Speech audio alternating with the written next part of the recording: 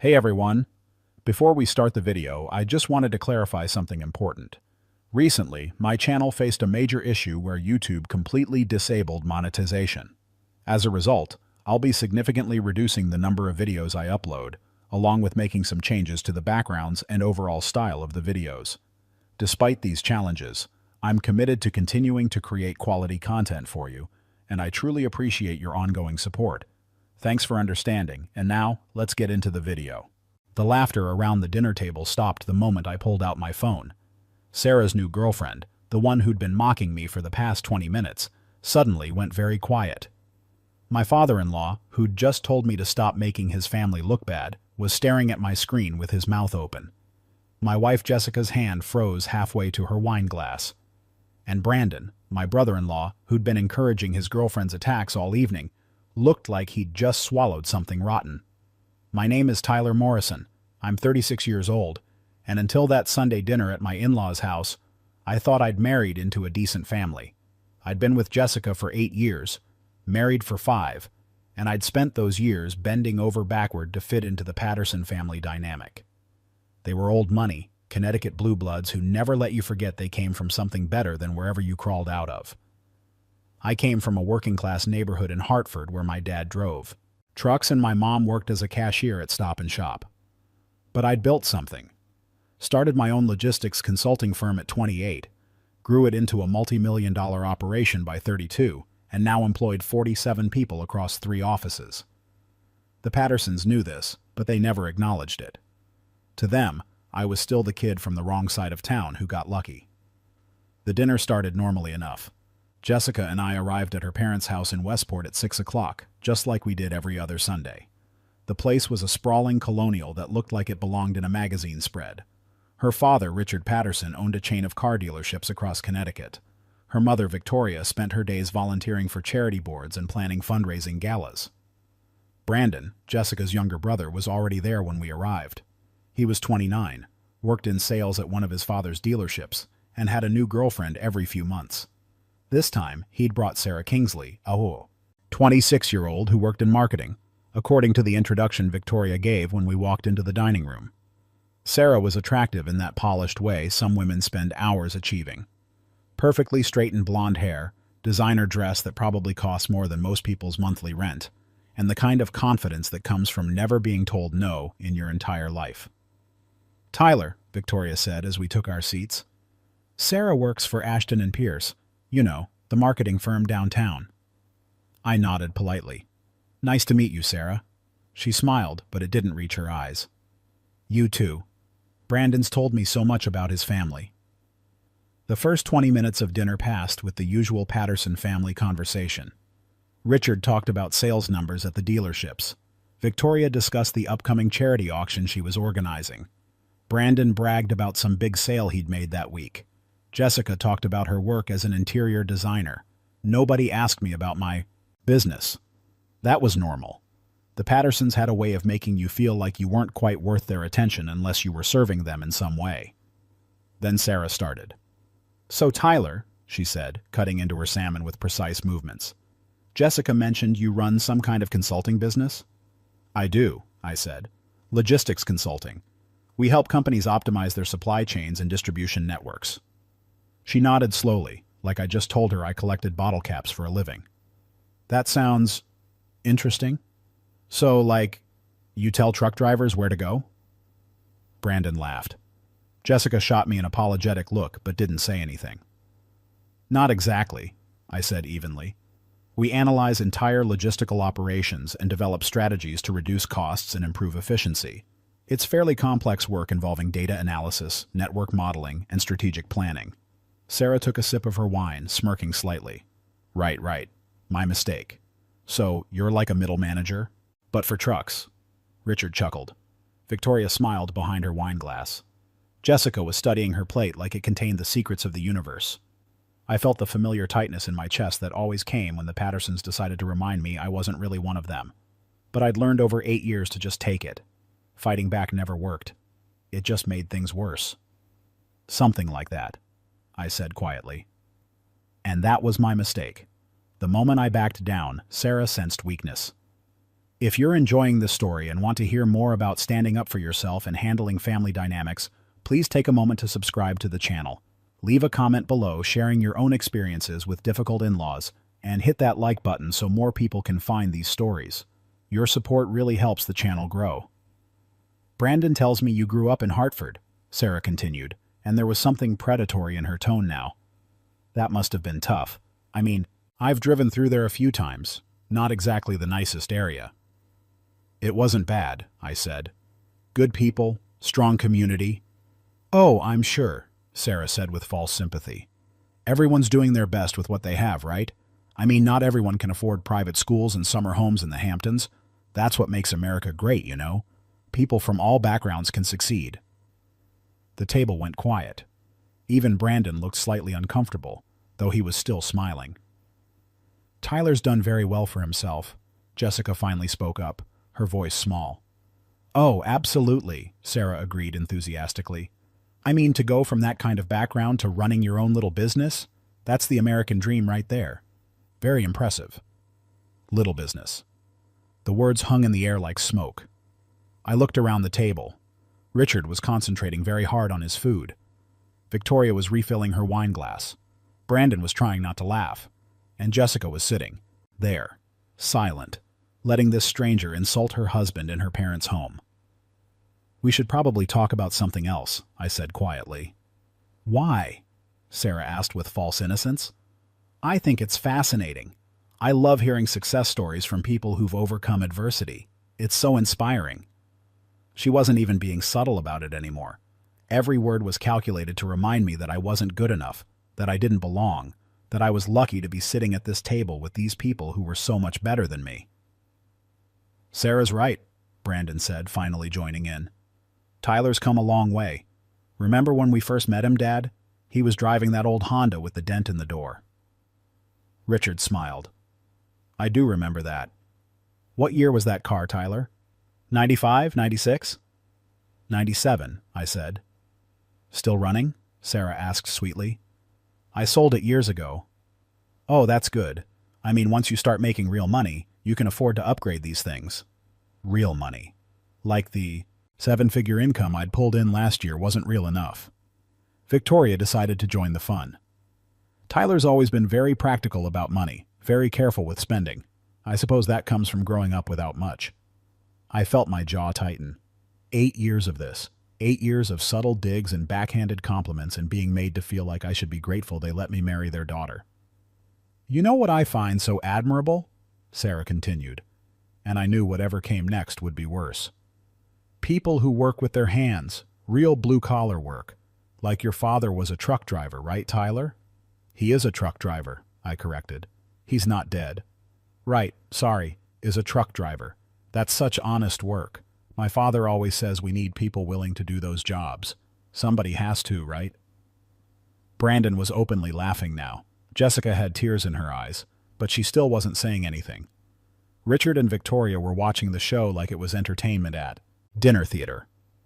Sarah, I said, keeping my voice level, I think you're being disrespectful. Disrespectful? She looked genuinely shocked. I'm complimenting you. I'm saying I admire people who come from nothing and make something of themselves. How is that disrespectful? Richard finally spoke up.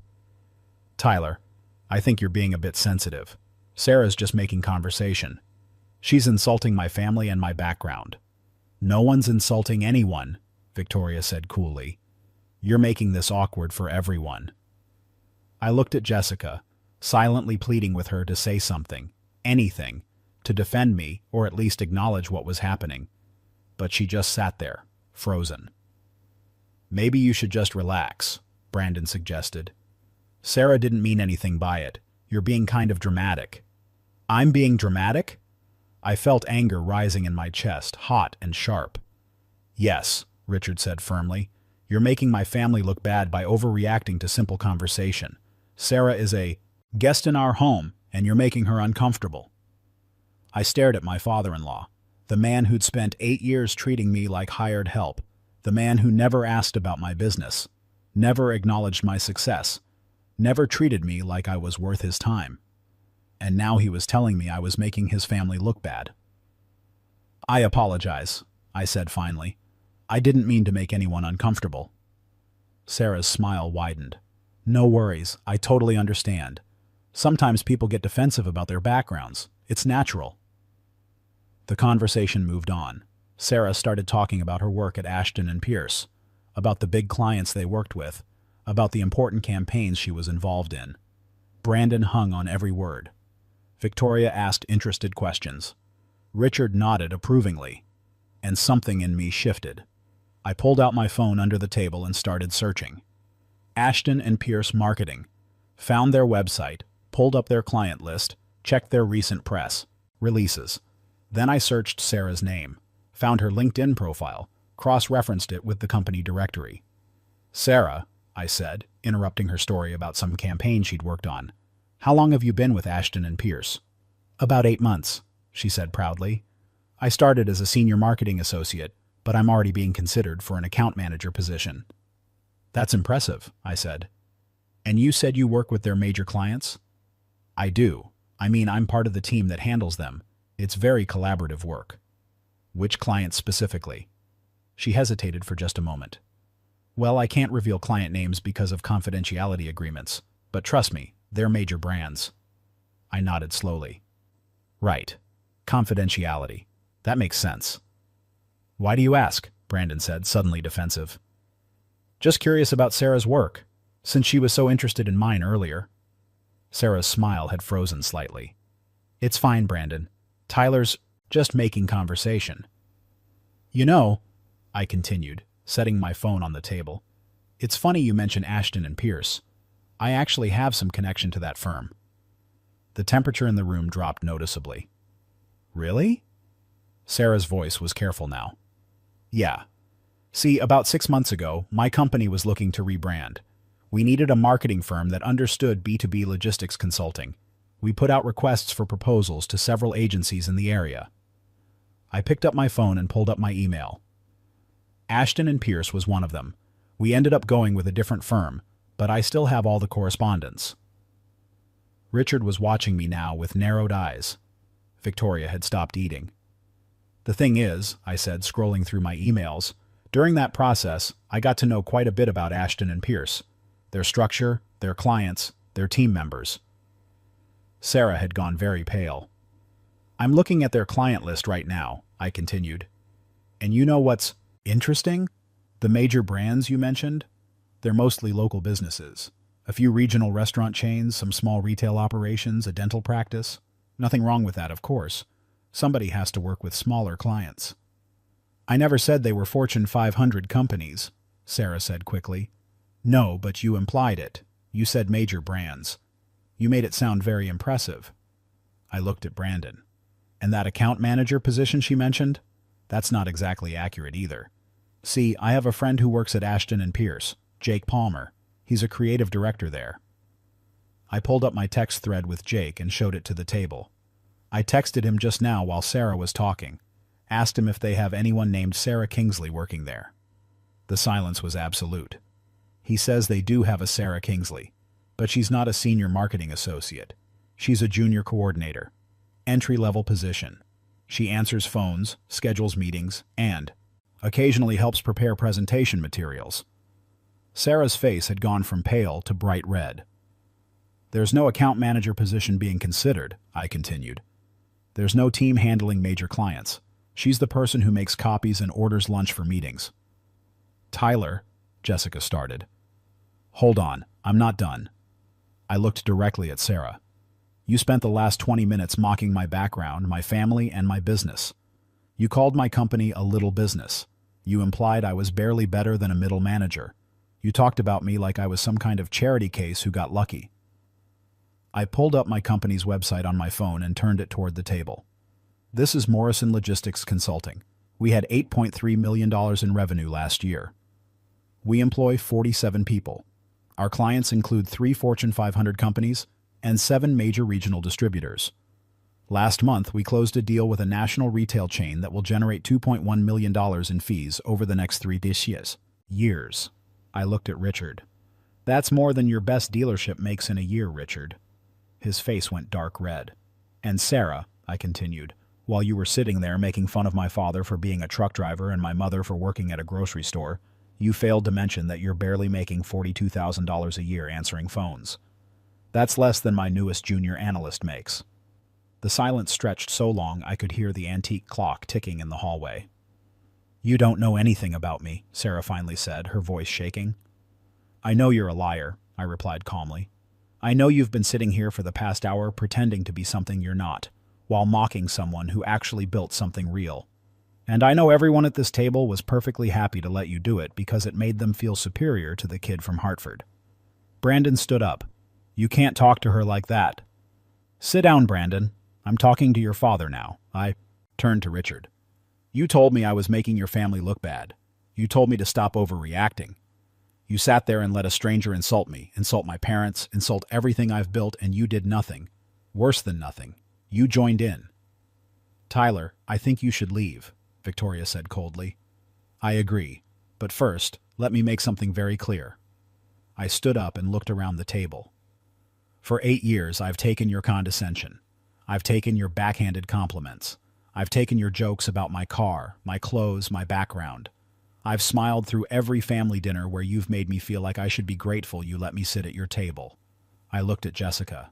"And you've never defended me. Not once. You've sat there every time and let them treat me like I'm beneath them. Like I'm lucky to be with you instead of the other way around." "Tyler, please," Jessica whispered. "I'm done," I said simply. "I'm done pretending this is normal. I'm done accepting disrespect from people who have accomplished less than I have, but act like they're royalty. And I'm especially done listening to some entry-level phone answerer mock my family while you all smile and nod." Sarah was crying now. Victoria was standing up, looking furious. Richard's face was purple with rage. Brandon looked like he wanted to fight me, but I didn't care anymore. "Jessica," I said, "you have a choice to make.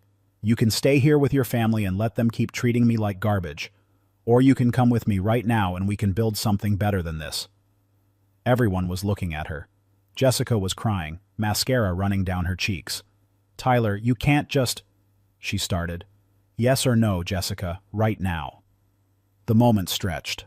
I watched my wife, the woman I'd loved for 8 years, the woman I'd built a life with, struggle with the simplest question in the world. Stand with your husband, or stand with the people who'd spent 8 years making him feel worthless. "Tyler, my family," she began. "That's my answer then," I said. I walked out of that dining room, out of that house, and I didn't look back. Not when Victoria shouted after me. Not when I heard Jessica crying. Not when Brandon came to the door yelling about how I'd ruined everything. I got in my car, the nice BMW I'd bought with money I'd earned myself, and I drove home to our apartment. The apartment I'd paid for, with furniture I'd bought, in a building I'd chosen. That night, I got a text from Jake Palmer at Ashton and Pierce. "Dude, what happened? Sarah Kingsley just got fired. Her supervisor found out she's been lying about her position to everyone, including her boyfriend and his family. Apparently, your text exposed the whole thing." I didn't reply. I just sat there in my living room drinking the expensive scotch the Pattersons had given me for Christmas 2 years ago, and I thought about the moment at that dinner table when everyone's smiles had faded. The moment they realized the kid from Hartford wasn't someone they could look down on anymore. Jessica came home around midnight. Her eyes were red from crying. She sat down across from me without saying anything for a long time. "You humiliated Sarah," she finally said. "Sarah humiliated herself. She lost her job because of you. She lost her job because she lied about her position and got caught. That's not on me." Jessica shook her head. "My family thinks you're a monster. Your family thinks I'm beneath them. They always have. The only difference is now I've stopped pretending I don't notice." "Tyler, they're my parents, my brother. I can't just cut them off." "I'm not asking you to cut them off. I'm asking you to stand up for me when they treat me like garbage. I'm asking you to be on my side for once in 8 years. She was quiet for a long time. "I don't know if I can do that." And that's when I knew my marriage was over. We separated 3 weeks later. Jessica moved back in with her parents temporarily. The divorce papers came 2 months after that. She wanted the apartment, half my business equity, and spousal support. I gave her the apartment. I was tired of living in a space she'd chosen anyway. But I fought her on the business equity, and I won. She'd never been involved in the company, never contributed to its growth, never even acted interested in what I did. The judge agreed. Richard tried to intimidate me during the divorce proceedings, threatened to make things difficult with his connections, his lawyers, his money. But the thing about actually having money versus just acting like you do is that when push comes to shove, resources matter more than reputation. My lawyers were better than his lawyers.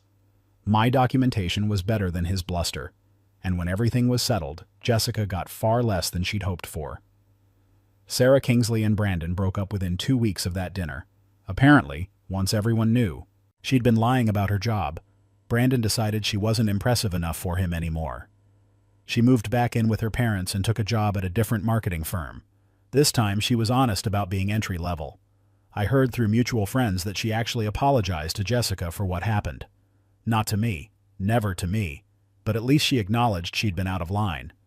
The Pattersons didn't speak to me after the divorce was finalized. That was fine. I didn't have anything to say to them either. But here's what happened that made everything worth it. About 6 months after the divorce, I was having dinner at a restaurant downtown with a potential client. Nice place, white tablecloths, extensive wine list, the kind of restaurant the Pattersons would have felt at home in. I was halfway through explaining my company's services when I noticed Richard and Victoria Patterson being seated 3 tables away. They saw me at the same moment I saw them. For just a second, Richard looked like he was going to come over and make a scene, but then he saw who I was sitting with. Recognized him. James Morrison, CEO of Morrison Distribution Corp., one of the largest logistics companies in the Northeast. Same last name as me. Not a coincidence. He was my uncle on my father's side. The successful side of the family the Pattersons had never bothered to ask about. My dad drove trucks. His brother owned the trucking company, and several others, and had just agreed to invest in my consulting firm to help us expand regionally. I watched Richard's face as he realized this. Watched him understand that the kid from Hartford he'd looked down on for 8 years wasn't just successful on his own merits. He had family backing. Real family. The kind who showed up when you needed them. Uncle James noticed Richard staring and leaned in. "You know them?" "That's my ex-father-in-law," I said quietly. James glanced over, then smiled. "The one who thought he was better than us? That's the one. Want me to go say hello? I've been looking for a reason to buy up some car dealerships, his specifically." I thought about it. Thought about the satisfaction of watching Richard's face as my uncle made him an offer he couldn't refuse, then slowly dismantled everything he'd built. But then I thought about that dinner table, about Sarah's tears, about Jessica's choice, about the moment I'd walked out of that house and felt lighter than I had in years. "No," I said. "Let's just finish our dinner. He's not worth the time." We did, and when I walked past Richard's table on my way out, I stopped and looked down at him. "Hello, Richard. Victoria. Enjoying your meal?" Richard's jaw was clenched so tight I thought he might crack a tooth. Victoria wouldn't meet my eyes. "Food's excellent here," I continued conversationally. "Uncle James and I come here whenever we meet to discuss business. He's thinking about expanding into Connecticut. Maybe I'll mention your dealerships to him. Could be an interesting acquisition opportunity." I smiled, not meanly, just professionally. "Enjoy your evening," I said, and walked out. That was 3 years ago. Since then, Morrison Logistics Consulting has tripled in size. We opened offices in Boston and Providence. We landed contracts with 2 Fortune 100 companies. Last year, our revenue hit $26 million. I bought a house in Madison, right on the water. Nice place. Better than the Pattersons' Westport Colonial. I didn't buy it to show off. I bought it because I earned it and I wanted it. I heard through mutual friends that Jessica remarried. Some guy who works in finance. I hope she's happy. I really do. But I also hope she learned something from what happened. I hope she learned that standing by and watching someone you love get disrespected isn't loyalty to your family. It's betrayal of your marriage. I hope she learned that background doesn't determine worth. That where someone came from matters less than where they're going. And I hope she learned that sometimes the person everyone thinks is lucky to be at the table is actually the most valuable person there. As for Sarah Kingsley, I ran into her about a year ago at a networking event. She was working for a small startup, doing actual marketing work this time. She'd grown up a bit, lost some of that polished arrogance she'd had. She saw me across the room, and I could tell she was debating whether to approach or hide. After a few minutes, she came over. "Tyler," she said, "I owe you an apology." "You do?" "I was awful to you that night. I was trying to impress Brandon and his family, and I went way too far. I'm sorry." I studied her for a moment. She seemed genuine. People change sometimes. "Apology accepted," I said. "But Sarah, you didn't just go too far. You revealed something about yourself. You were willing to tear someone else down to build yourself up. That's not just bad behavior. That's bad character." She nodded slowly. "You're right. I've been working on that. Therapy, self-reflection, all that stuff. I'm trying to be better." "Good luck with that," I said, and I meant it. But I also walked away, because some people deserve second chances, but that doesn't mean you have to be the one to give them. Looking back on that dinner now, I realize it was the best thing that could have happened to me. It forced me to finally acknowledge what I'd been ignoring for 8 years. That I'd married into a family that would never respect me. That I'd chosen a wife who wouldn't stand up for me when it mattered. And it freed me to build the life I actually wanted instead of the life I thought I was supposed to want. My parents came to visit last month. Mom loved the new house. Dad stood on the deck overlooking the water and shook his head in wonder. "Never thought a kid from our neighborhood would end up here," he said. "You raised me right, Dad. Taught me that honest work and treating people with respect matters more than where you come from." He smiled. "Your mother and I are proud of you, Tyler.